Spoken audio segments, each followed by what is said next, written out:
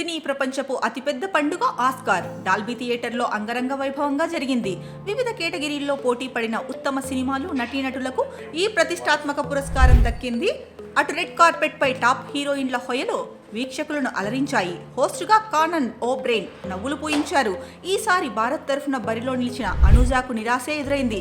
Live action short film విభాగంలో I am not a రోబోను Oscar వరించింది. ఈ ఆస్కార్ వేడుకలో కొన్ని ప్రత్యేకతలు చోటు చేసుకున్నాయి. ఆ హైలైట్స్ ఏంటో ఒకసారి చూద్దాం. ఈ ప్రతిష్టాత్మక పండుగకు కానన్ ఓబ్రేన్ హోస్టుగా వ్యవహరించడం ఇదే మొదటిసారి. ప్రారంభంలో ఆయన హిందీలో మాట్లాడి అందరి దృష్టిని ఆకట్టుకున్నారు.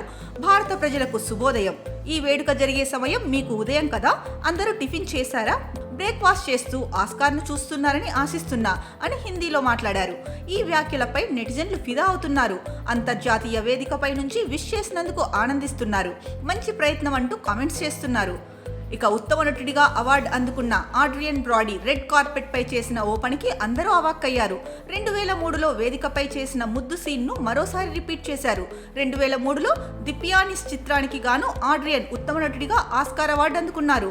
ఆ అవార్డు తీసుకోవడానికి వేదికపైకి వచ్చిన ఈ హీరో అవార్డు అందజేస్తున్న బెర్రీని ముద్దాడారు. అప్పట్లో ఇది సంచలనం రేపింది. 22 ఏళ్ల తర్వాత మళ్లీ దాన్నే రిపీట్ చేశారు ఆడ్రియన్. రెడ్ కార్పెట్ పై హాలీ బెర్రీని ముద్దు పెట్టుకుని షాక్ ఇచ్చారు. దీంతో 2003లో సీన్ రిపీట్ అంటూ నెటిజన్లు సరదా కామెంట్స్ చేస్తున్నారు.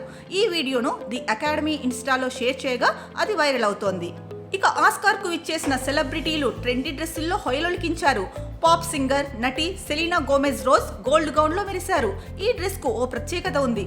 16,000 క్రిస్టల్స్ ను పొదిగి దీన్ని తయారు చేశారు. ప్రస్తుతం ఈ డ్రెస్ డిజైనర్లను కూడా ఆకట్టుకుంటోంది. ఆస్కార్ అందుకున్న ఆనందంలో మనసులోని భావాలన్నీ పంచుకునేందుకు వీలు లేకుండా చేసింది అకాడమీ. అవార్డు అందుకున్న వారి స్పీచ్లను కేవలం 45 సెకండ్లకే పరిమితం చేసింది. వారి ఆనందాన్ని షార్ట్ అండ్ స్వీట్ గా పంచుకోవాలని చెప్పింది. ఇక హాలీవుడ్ నటి డారిల్ హన్నా ఆస్కార్లో ఉక్రెయిన్ తరఫున తన స్వరం వినిపించారు. ఫిల్మ్ ఎడిటింగ్ విభాగంలో అవార్డు విజేతలను ప్రకటించేందుకు వేదికపైకి వచ్చిన డారిల్ ఉక్రెయిన్ కు మద్దతిచ్చారు. విక్టరీ సింబల్ చూపిస్తూ ఉక్రెయిన్ ను విజయం వరించాలని ఆకాంక్షించారు. ఇవి ఆస్కార్లో జరిగిన ప్రధాన హైలైట్స్.